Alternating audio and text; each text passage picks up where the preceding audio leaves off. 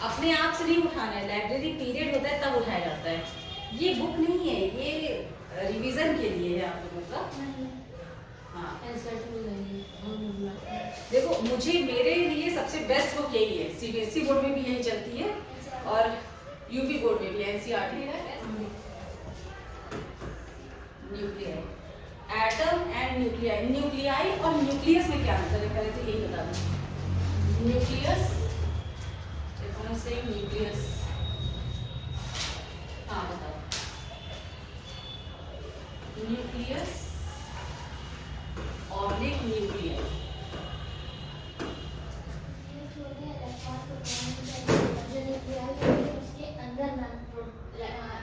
नहीं देखो, पहले तो सबसे पहले तो एटम का स्ट्रक्चर, ये आप नहीं सही बता रहे हो।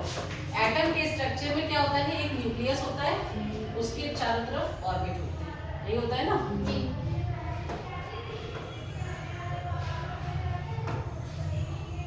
इस तरीके से ऑर्बिट होते हैं। न्यूक्लियस के अंदर क्या क्या होता है, प्रोटॉन एंड न्यूट्रॉन, ये दो स्ट्रक्चर होते हैं।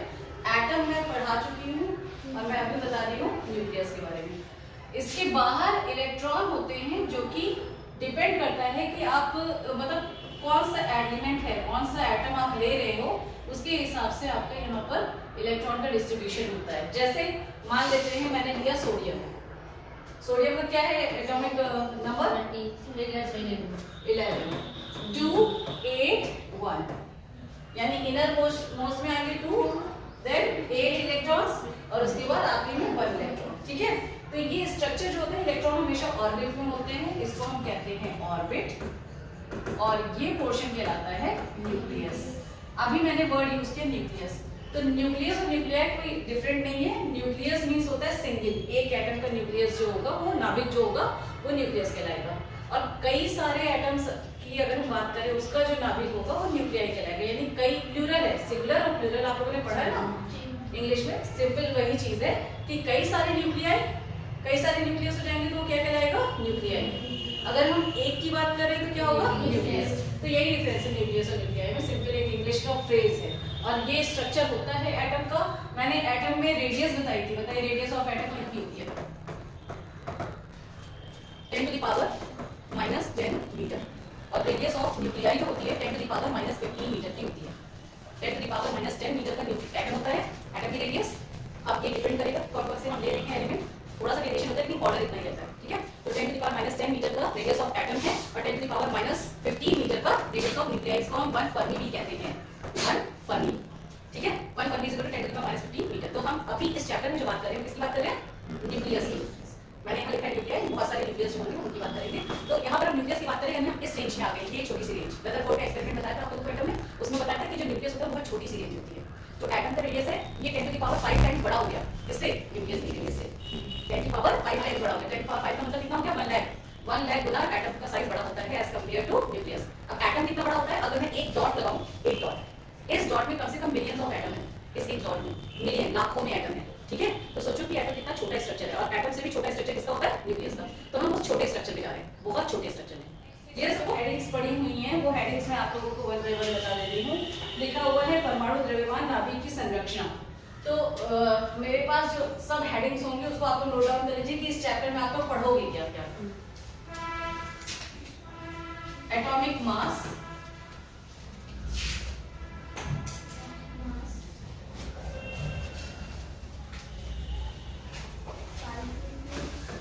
एटॉमिक मास पढ़ोगे आप लोग इस चैप्टर में।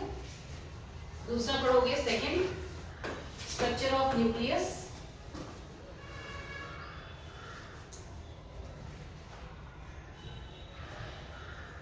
स्ट्रक्चर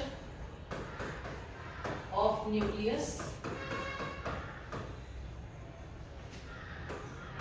तीसरा,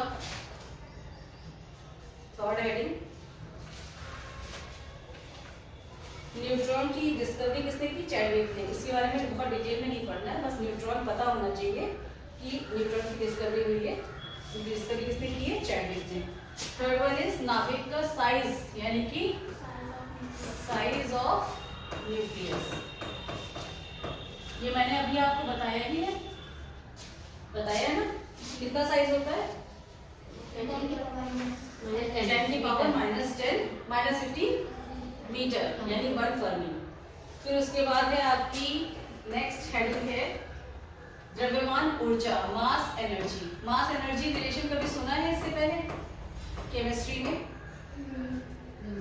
mass energy and binding energy nucleus की, बाइंडिंग एनर्जी बंधन ऊर्जा, द्रव्यमान ऊर्जा और बंधन ऊर्जा, ठीक है। उसके बाद आप लोग नेक्स्ट पढ़ोगे न्यूक्लियर फोर्स। ये इंपॉर्टेंट है, इसमें ये सब छोटे छोटे टॉपिक हैं, बहुत बड़े नहीं है। न्यूक्लियर फोर्स नेक्स्ट हेडिंग आप लोगों की है। नेक्स्ट एक तरीके से ये चेंज है, ये एक डिफरेंट टॉपिक शुरू हो गया इसी चैप्टर में, जिसको हम कहते हैं रेडियो एक्टिविटी। क्या कहेंगे? ये आपका नेक्स्ट हेडिंग पड़ेगी रेडियो एक्टिविटी। ये अलग टॉपिक शुरू हो जाएगा आपका, radio activity, 6th topic but different, ठीक है। रेडियो एक्टिविटी में आप लोगों के डीके दिया हुआ है, डिसइंटीग्रेशन कांस्टेंट दिया हुआ है। उसके बाद एक बहुत इंपॉर्टेंट चीज इसमें दी हुई है अर्ध आयु यानी हाफ लाइफ, और उसके बाद औसत आयु यानी average life, half life and average life. 7th half life and average life.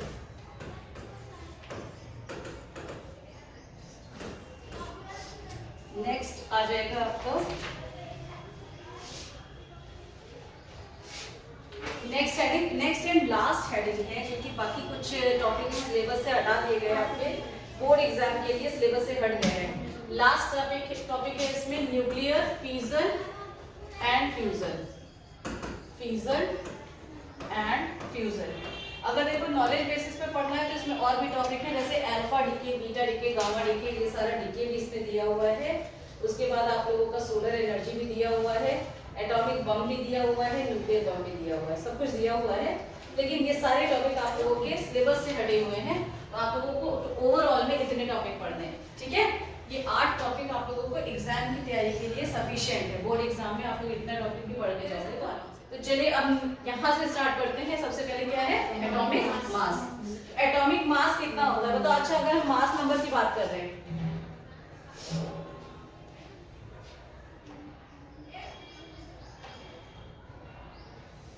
अगर हम मास नंबर की बात करें तो मास नंबर कितना होता है बताइए? क्या होता है mass number?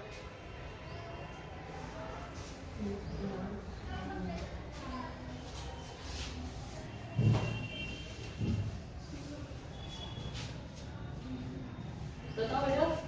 First heading is mass number.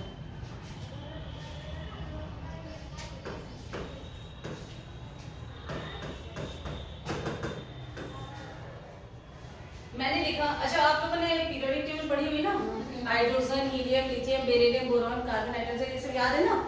तो अब इसमें बताओ, अगर मैं लिख देती हूँ ऐसे कि हीलियम है, तो हीलियम के लिए हम लिखेंगे 2He4। इसमें 2 क्या है, 4 क्या है?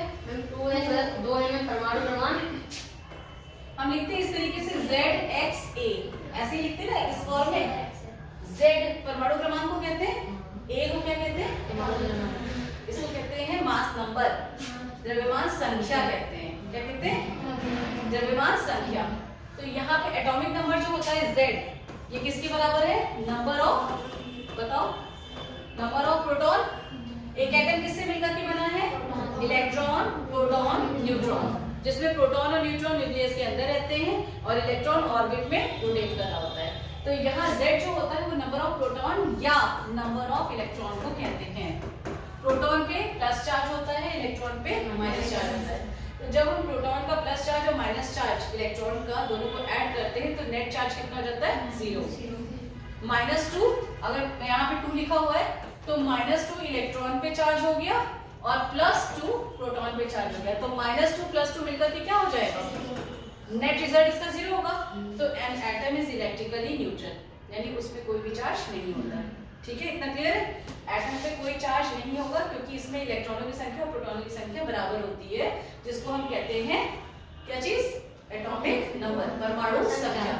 ठीक है, अब हम आते हैं मास नंबर पे। ए क्या होता है?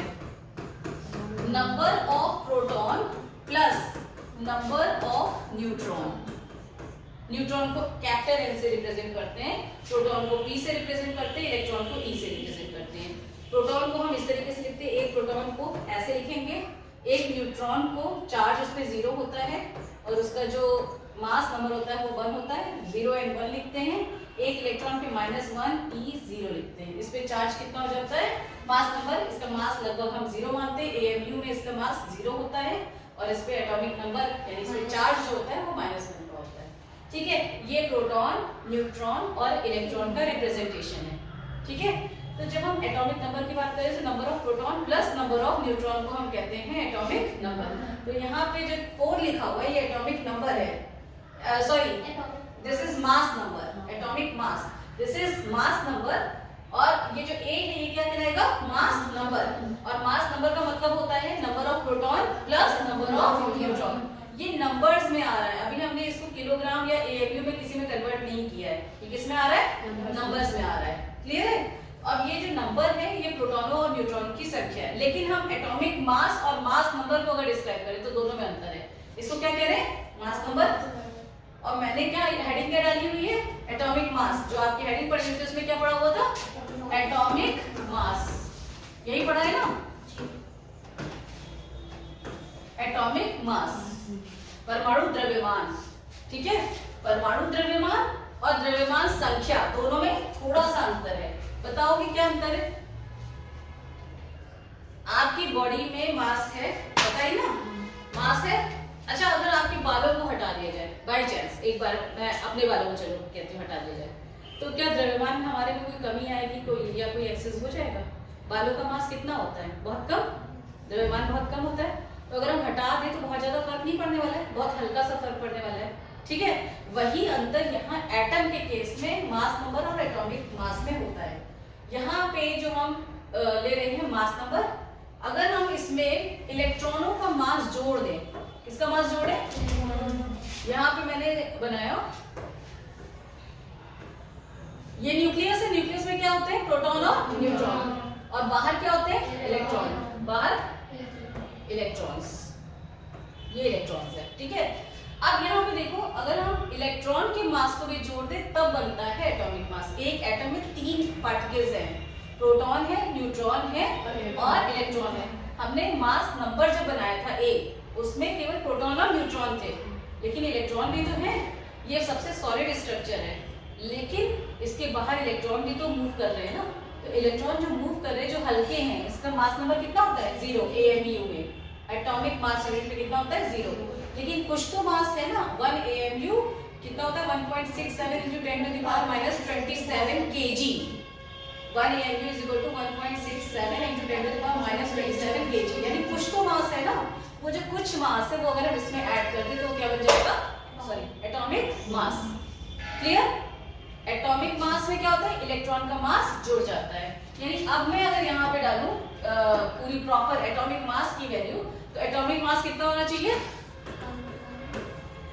Atomic mass is equal to mass of proton. मैंने मास को m से, कैपिटल M से रिप्रेजेंट किया, मास ऑफ प्रोटॉन, ठीक है, plus mass of neutron plus mass of electron. मैंने तीनों को ऐड किया इसमें। और जबकि हम अगर बता रहे हैं मास नंबर, तो उसमें क्या क्या ऐड है? Mass of proton plus mass of neutron. क्या चीज? बुलाइए। चाबी। हाँ, चाबी। चाबी मांग रहे हैं? हाँ। तो बंद कैसे करेंगे? सफा करें। हाँ, सफा करें। अच्छा, लैब की? हाँ। ओ, लैब की पता नहीं, आज मैं लाई नहीं हूँ शायद चाबी। नहीं, भूल गई, मुझे लग रहा भूल है। गई। घर पे निकाली थी, रह गई। देख ले, कर लिया। होगी कैसी होगी। नहीं है, रह कर गई। ले। हाँ जी। दोनों में अंतर समझ में आया? एटॉमिक मास में क्या ऐड होता है? इसमें इलेक्ट्रॉन ऐड है, इसमें नहीं होगा। इलेक्ट्रॉन ऐड नहीं, इलेक्ट्रॉन का मास ऐड हो रहा है। इलेक्ट्रॉन नहीं ऐड हो रहा है, इलेक्ट्रॉन का मास ऐड हो रहा है। ठीक है, ये दोनों में अंतर क्लियर है? तो आपकी फर्स्ट हेडिंग जो है वो क्लियर हो गई होगी सबको। एटॉमिक एटॉमिक मास और मास नंबर दोनों क्या होते हैं, सबको क्लियर है? फिर से मैं इसमें एक चीज और बता रही हूँ, मैंने क्या बताया अभी, इसको नोट कर लीजिए आप लोग कॉपी में ही लिखिए। 1 AMU is equal to 1 AMU is equal to AMU is equal to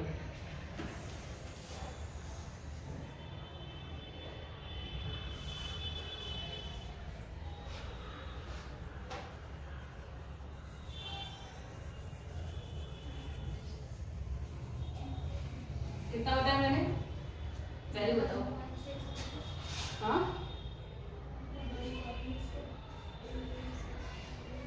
1 AMU is equal to, लिखिए यहाँ को 1 AMU is equal to 1.67 into 10 to the power minus 37 kg। ये वैल्यू होती है 1 AMU की।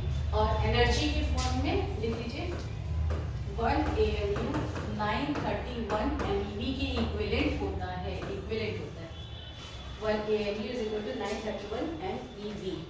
ये मास एनर्जी रिलेशन से आएगा, जो द्रव्यमान है वो ऊर्जा में बदल जाता है, ठीक है? तो किस तरीके से बदलता है उसमें ये रिलेशन आता है 1 AMU is equal to 931 MeV million electron volt. ये कैसे बदलेगा वो जब आगे रिलेशन कराएंगे तब पता चलेगा, लेकिन फिलहाल आपको ये रिलेशन याद करना है। क्लियर है सबको? क्लियर हो गया? 1 AMU is equal to mass में इतना है। अब आप यहाँ पर लिख लीजिए नेक्स्ट हेडिंग में मास of proton 1.67 into 10 to the power minus 27 kg होता है। कितना होता है? 1.67 into 10 to the power minus 27 kg। आपको मैंने अभी रिप्रेजेंटेशन बताया था, वो रिप्रेजेंटेशन याद रखिएगा, ठीक है? Mass of neutron is equal to 1.68, लगभग 68 हो जाता है, minus 27 kg and mass of electron is equal to 9.31 into 10 to the power minus 31 kg। ठीक है? अब इसमें मैं आपको यहाँ पे मैंने आपको एक चीज बताई थी कि रिप्रेजेंटेशन क्या है, बताया था? रिप्रेजेंटेशन क्या था? 1 P1 ये बताया था रिप्रेजेंटेशन। फिर क्या बताया था? 0 N1 ये बताया था, और ये बताया था -1 E0। ये रिप्रेजेंटेशन बताया। ये क्या है? ये क्या है? ये क्या है? प्रोटॉन पे कितना चार्ज है? 1 का चार्ज है। इधर क्या होता है? नीचे की साइड क्या होता है? चार्ज। इस पे कितना चार्ज है? 1 क्या? 1 AMU कितना चार्ज है? 1 AMU कितना है? 1.67 kg। तो इसका मास कितना आया? 1.67 into 10 to the power minus 27 kg। यहाँ पे 1 AMU मास है और यहाँ पे 1 जो है वो चार्ज है, ठीक है? तो मास 1 है, इसलिए इतना मास होना चाहिए प्रोटॉन का। क्लियर है सबको? और चार्ज अगर हम यहाँ पे ले रहे हैं तो ये ESU में ले रहे हैं, चार्ज जो है वो किस में ले रहे हैं? ESU में, ठीक है? तो ये चार्ज आपका 1 है, यानी कि यहाँ पे जो चार्ज की वैल्यू हो जाएगी वो +1 चार्ज है इस पर प्रोटॉन में। ESU इलेक्ट्रोस्टैटिक यूनिट, ठीक है? जिसकी वैल्यू कितनी होनी चाहिए? 1.6 into 10 to the power minus 19। कितना होता है? एक प्रोटॉन पे कितना चार्ज होता है? चार्ज ऑन 1 प्रोटॉन अगर हम लिखते हैं तो कितना लिखते हैं? 1.6 10 to the power minus 19 Coulomb. इतना ही तो चार्ज होता है। और अगर हम चार्ज ऑन 1 इलेक्ट्रॉन लिखते हैं तो वो भी इतना ही होता है, यही होता है ना? तो नीचे की साइड क्या है? चार्ज। यहाँ पे देखिए नीचे जितने भी लिख रहे हैं 0 का मतलब 0 AMU, तो 0 ESU में यूनिट हो जाएगी, यानी कि न्यूट्रॉन पे चार्ज कितना होता है? 0। प्रोटॉन पे चार्ज +1 है, यानी which is equal to this one. और इलेक्ट्रॉन में कितना चार्ज है? माइनस का, तो which is equal to this one. Clear? अब मास पे आ जाते हैं। प्रोटॉन पे मास है 1, जितना इतना वैल्यू हो गया मास का। न्यूट्रॉन पे 1 AMU मास है, जितनी इसकी वैल्यू इतनी हो गई। न्यूट्रॉन कंपैरेटिवली प्रोटॉन की कंपैरिजन में थोड़ा सा हैवी होता है। सबसे हैवी क्या होता है? न्यूट्रॉन। 3 पार्टिकल्स में सबसे हैवी क्या होगा? न्यूट्रॉन। लेकिन बहुत स्लाइट डिफरेंस है न्यूट्रॉन और प्रोटॉन के मास में, ठीक है? वो इतना डिफरेंस है, 1.67 है, ये 1.68, लगभग इतना डिफरेंस आता है, ठीक है? तो आपका देखो न्यूट्रॉन पे जो मास है वो 1 है, यानी लगभग इतना ही आया वैल्यू। अब इलेक्ट्रॉन पे मास कितना है? 0 AMU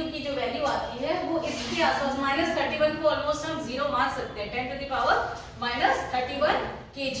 अगर आप इसको डेसिमल में कन्वर्ट करेंगे तो 0.0000 कितने टाइम्स तक आएगा, 31 टाइम्स तक जीरो आएगा। उसके बाद ये वैल्यू चलेगी 931, तो ऑलमोस्ट ये जीरो ही है, ठीक है। तो एक इलेक्ट्रॉन पे जो मास होता है वो लगभग जीरो, यानी इलेक्ट्रॉन सबसे हल्का पार्टिकल है, इसीलिए सबसे ज्यादा घूम पाता है। इसका मतलब अगर आपको जितना ज्यादा मूव करना है तो आपको वेट हल्का करना पड़ेगा, समझ गए। आप भी क्या हो, एक बॉडी तो हल्के लोग जो है ज्यादा तेजी से स्पीड से मूव कर पाते हैं, भारी लोग थोड़ा सा कम स्पीड से मूव कर पाते हैं, ये तो नेचुरल आप लोग देखते ही हो ना, ठीक है। तो वो किस वजह से, वो मास और एनर्जी का जो रिलेशन होता है, मास और स्पीड का जो रिलेशन होता है उसी वजह से। मास हल्का स्पीड ज्यादा, मास कम स्पीड, मास ज्यादा स्पीड कम, ठीक है। क्लियर है इतना। हल्की बॉडी को हम ज्यादा स्पीड दे सकते हैं, या आप ये कह सकते हैं जब भी कोई बॉडी ज्यादा स्पीड में चलती है उसका मास कम हो जाता है। ये बहुत इंपॉर्टेंट डिस्कवरी थी, मैं उल्टा बोल रही हूँ, ध्यान से सुनना। मैंने क्या बोला, जब भी कोई बॉडी तेज स्पीड में चलती है तो उसका मास हल्का हो जाता है। मैंने ये नहीं बोला कि जिसका मास हल्का होता है वो स्पीड में चलती है, मैंने उसका उल्टा बोला। क्या बोला, जब भी कोई बॉडी स्पीड में चलती है तो उसका मास हल्का हो जाता है। और आपने खुद भी फील किया होगा, जब आप रन करते हो तो आपको बॉडी की वेट कम पता चलता है, कम फील होता है। इसको, ये जो डिस्कवरी थी इसको आइंस्टाइन रिलेटिविटी थ्योरी कहते हैं, ठीक है। मास जो है जब स्पीड में चलेगा तो वो अपना जो एक्चुअल मास है उससे कम हो जाएगा, जो एक्चुअल मास है उससे कम हो जाएगा। समझ में आ रही बात, क्यों हो रहा है, क्यों हो रहा है, उसके पीछे भी रीजन बता रहे हैं। जब हम चलते हैं तो एक पैर ऊपर और एक पैर नीचे होता है, समझ रहे हो। हम जब खड़े हैं तो दोनों पैर नीचे, दोनों पैर में ग्रेविटी ज्यादा लग रही है।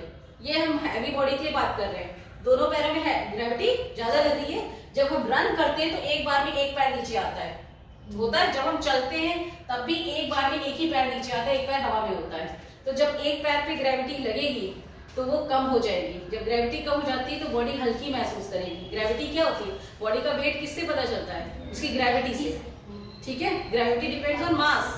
तो जब मास हम हल्का हो रहा है, क्यों हो रहा है, क्योंकि उस पर लगने वाला जो गुरुत्वाकर्षण बल है वो अपने आप में उस टाइम पे कम हो जा रहा है। जब हम रन, न्यूक्लियस, वो भी एक तरीके से आपको बता दिया ना क्या होता है न्यूक्लियस का स्ट्रक्चर, क्या क्या होते हैं न्यूक्लियस में, न्यूट्रॉन होते हैं, ठीक है, और प्रोटॉन होते हैं।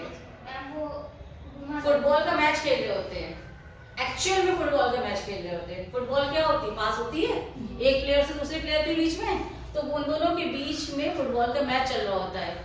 ये आपका डीप लेवल है न्यूक्लियस का, ठीक है। न्यूक्लियस एक रेंज हो गई 10 टू द पावर कितने की, -15 की। कितने की रेंज है, 10 टू द पावर -15 की, ठीक है। तो जो न्यूक्लियस की रेंज के अंदर प्रोटॉन और न्यूट्रॉन है, ये एनर्जी को और पार्टिकल्स को ट्रांसफर करते हैं। न्यूक्लियर पार्टिकल्स से भी छोटे पार्टिकल्स हैं जिसको हम कहते हैं पाइरोन में कन्वर्ट होता है, वैसे एक न्यूट्रॉन तुरंत ही प्रोटॉन में भी कन्वर्ट हो जाता है। तो इस तरीके से प्रोटॉन और न्यूट्रॉन का अमाउंट सेम बना रहता है, नंबर सेम बना रहता है, लेकिन ये आपस में कन्वर्जन चल रहा होता है। यानी कि कोई भी बॉडी स्टेबल नहीं है, रेस्ट पे नहीं है, तो आप लोगों को भी रेस्ट पे नहीं रहना है, सिंपल सी चीज है, ठीक है। ये नेचर हमें सिखाती है कि हमें रेस्ट पे नहीं रहना है। कब तक नहीं रहना, जब तक कि हम टारगेट अचीव नहीं कर लेते हैं। आपका टारगेट क्या है, सोना, क्या टारगेट है अभी है, बोर्ड एग्जाम में मार्क्स लाना।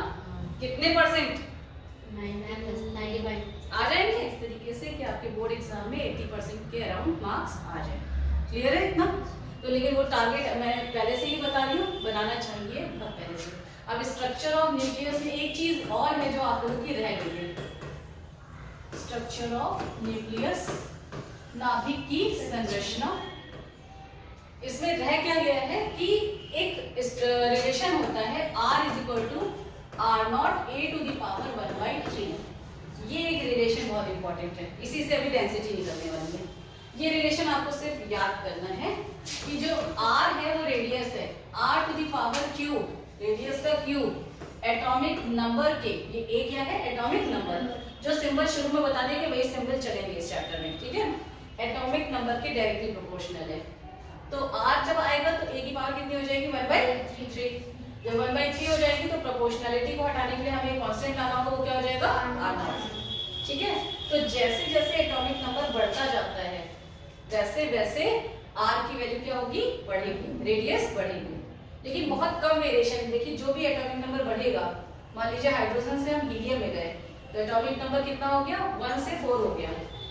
हाइड्रोजन का कितना है, 1H1, हीलियम का कितना है, 2He4, 1 से कितना हो गया, 4, 3 टाइम्स बढ़ा, लेकिन उसकी पावर कितनी हो जाएगी 1/3, तो रेडियस में बहुत कम डिफरेंस आता है।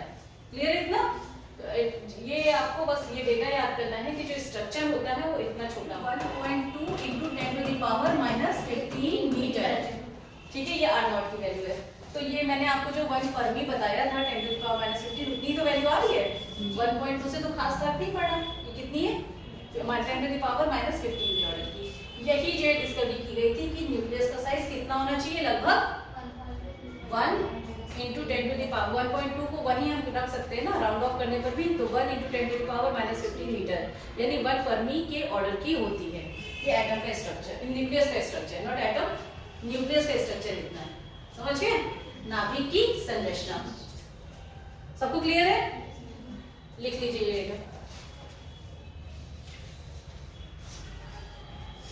अच्छा, इलेक्ट्रॉन की खोज किसने की है? प्रोटॉन की खोज ये मैंने एटम चैप्टर में भी बताई है। बताइए कि किसने की है इलेक्ट्रॉन, प्रोटॉन और न्यूट्रॉन की खोज? बताओ। हमें इलेक्ट्रॉन की टॉमसन ने की है और न्यूट्रॉन की चैडविक ने की है और प्रोटॉन हैवी न्यूक्लियर होंगी जिनका एटॉमिक मास 57 से ज्यादा हो जाएगा। मैं बात कर रही हूँ आयरन की। ये अभी एक स्ट्रक्चर आएगा, मास एनर्जी ग्राफ बनता है, तो उसमें है हैवी न्यूक्लियाई, यानी हम आयरन को middle nuclei, middle atom show करते हैं, और आयरन का जो एटॉमिक मास है वो है 57। तो जिसका 57 के ऊपर के जितने भी न्यूक्लियस होते हैं, एटम्स होते हैं, वो हैवी न्यूक्लियाई कंसीडर किए जाते हैं। 57 के नीचे के जितने एटम्स होंगे उनको हम लाइट। देखो जो न्यूक्लियर साइज था ना, न्यूक्लियर साइज में एक टॉपिक रह गया है, मैं तो ये यहाँ पे दिखाई नहीं दिया मुझे ये टॉपिक बुक में। वो क्या है? घनत्व, डेंसिटी ऑफ न्यूक्लियस, नाभिक का घनत्व। अब ये भी बहुत इंपॉर्टेंट है, इसलिए इसको बताना जरूरी है, ठीक है? नाभिक का घनत्व, डेंसिटी ऑफ न्यूक्लियस, नाभिक का घनत्व। देखो घनत्व बराबर क्या होता है? द्रव्यमान बटे आयतन, यही होता है ना। तो द्रव्यमान कितना हो जाएगा नाभिक का? अगर हम द्रव्यमान की बात करें तो किसके बराबर का होगा? प्रोटॉन का द्रव्यमान, न्यूट्रॉन का द्रव्यमान, वो नाभिक का द्रव्यमान हो गया ना। प्रोटॉन का द्रव्यमान प्लस न्यूट्रॉन का द्रव्यमान डिवाइडेड बाय वॉल्यूम जो है वो नाभिक हम स्फेरिकल शेप का एज्यूम करते हैं तो स्फीयर का वॉल्यूम कर देंगे, ठीक है? स्फेरिकल शेप भी होता है, गोल शेप भी हम एज्यूम कर रहे होते हैं, तो उसका स्ट्रक्चर कुछ भी हो सकता है क्योंकि वो एक लिमिटेड रेंज है। इलिप्टिकल भी हो सकता है, जैसे हम ग्रेविटेशनल फील्ड पढ़े थे, एक्चुअल स्ट्रक्चर क्या होता है? इलिप्टिकल होता है, लेकिन हम जब कैलकुलेशन कर रहे होते हैं तो क्या एज्यूम करते हैं? गोल, यानी स्फेरिकल शेप एज्यूम कर रहे होते हैं। तो यहाँ पे हमने लिखा द्रव्यमान हमें किसका रखना है? प्रोटॉन का द्रव्यमान प्लस न्यूट्रॉन का। इलेक्ट्रॉन का रखेंगे यहाँ पर? नहीं, क्यों नहीं रखेंगे? वो नाभिक में आता ही नहीं, ठीक है? अब यहाँ पर जो वॉल्यूम होगा 4/3 πr³ हो जाना चाहिए, ये वॉल्यूम है। स्फीयर हम रख रहे हैं, गोला, गोले का वॉल्यूम कितना होता है, ठीक है? तो हमने मास ऑफ प्रोटॉन जो है वो ऐसे भी लिख सकते हैं, Z × मास ऑफ 1 प्रोटॉन। एक प्रोटॉन का मास स्मॉल m ले लिया, ये प्रोटॉनों की संख्या है, Z क्या होता है? परमाणु क्रमांक यानी प्रोटॉनों की संख्या। प्रोटॉनों की संख्या से एक प्रोटॉन का मास को मल्टीप्लाई कर दे तो ये प्रोटॉन का कुल मास हो जाएगा, क्लियर? प्लस A - Z कर दे मल्टीप्लाइड बाय न्यूट्रॉन का, एक न्यूट्रॉन का द्रव्यमान, तो ये क्या हो जाएगा? A - Z × Mn हो जाएगा, ठीक है? क्लियर है इतना? A - Z क्योंकि हम मास नंबर से जब हम ये एटॉमिक नंबर माइनस कर देते हैं तभी तो यहाँ पर न्यूट्रॉन की संख्या आ जाती है। क्यों? क्योंकि A क्या होता है? प्रोटॉनों की संख्या प्लस न्यूट्रॉनों की संख्या। A है प्रोटॉन की संख्या प्लस न्यूट्रॉनों की संख्या। इसमें से हमने किसको माइनस कर दिया? Z को, यानी प्रोटॉनों की संख्या माइनस कर दी तो बची किसकी? न्यूट्रॉनों की संख्या। तो न्यूट्रॉन की संख्या मल्टीप्लाइड बाय एक न्यूट्रॉन पे जितना द्रव्यमान है वो क्या है? Mn। तो वो हमने मल्टीप्लाई करके लिख दिया और यहाँ पर आपका क्या हो गया? 4/3 πr³। हाँ, r³ है, अभी r0 लाएंगे, ठीक है? r³। इतना क्लियर है सबको? अब यहाँ पर अब आपका ये एक जो वैल्यू है, इस वैल्यू को हम देखें तो ρ हमने लिखा ZmP। अब देखो यहाँ पे जो ZmP और Mn लगभग आपस में बराबर ही है ना, तो हम इसको अभी यहाँ पर फिलहाल तो ZmP प्लस A - ZMn ऐसे लिखते हैं, और Mn को हम लगभग Mp के बराबर लिख सकते हैं। हमने यहाँ पे Mn ही लिखा हुआ है, डिवाइडेड बाई 4/3 πr³ r की जगह हम लिख सकते हैं r naught a to the power 1/3 cube. ये रिलेशन अभी बताया हुआ था रेडियस का, इस रिलेशन को हमने यहाँ पे पुट कर दिया, तो रो की वैल्यू इतनी हो गई mp plus a minus Z mn divided by, अब ये 3 ऊपर में ले गई हूँ और 4 नीचे है, पाई हो गया, r नॉट हो गया, a r नॉट क्यूब हो गया, यहाँ पर क्यूब हो रहा है, और a की पावर 1/3 इंटू 3 तो 1 बचेगा, a केवल आया। ठीक है, इतनी वैल्यू हो गई किसकी, रो की। सबको क्लियर है? अब यहाँ पर अगर हम इनको देखें तो सारे के सारे टर्म कांस्टेंट टर्म हैं, किसी भी एक एटम को लेकर के हम कर सकते हैं। जैसे अगर मान लो हम हाइड्रोजन को ले रहे हैं, तो हाइड्रोजन के लिए हमने z की वैल्यू को कितना रख दिया 1, और यहाँ पे a माइनस जेड भी हमने रख दिया 1 माइनस 1, a भी तो 1 होता है, हाइड्रोजन ले रहे तो 1h1 ही तो होगा, a की वैल्यू भी 1 है, यहाँ पे ये होता है a और ये है z। ठीक है, तो हमने a1 माइनस 1 किया तो ये टर्म तो पूरा 0 हो गया, ये बचा 1 इंटू mp, यानी 3/4 इंटू 1 इंटू mp की वैल्यू कितनी बताई मैंने 1.67 10 टू द पावर माइनस 27, ये हो गया, और ये टर्म पूरा 0 हो गया, a माइनस z वाला, डिवाइडेड बाई पाई की वैल्यू कितनी होती है 22/7,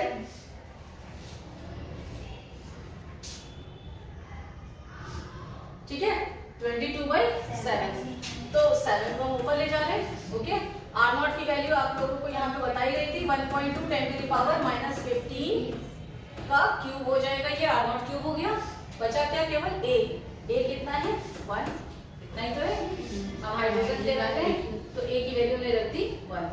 इसको हम जब कैलकुलेट करते हैं तो इसका रिजल्ट कितना आता है, इसको पता है 2.3 इंटू 10 टू द पावर 17, यही आ रहा है किलोग्राम पर मीटर क्यूब।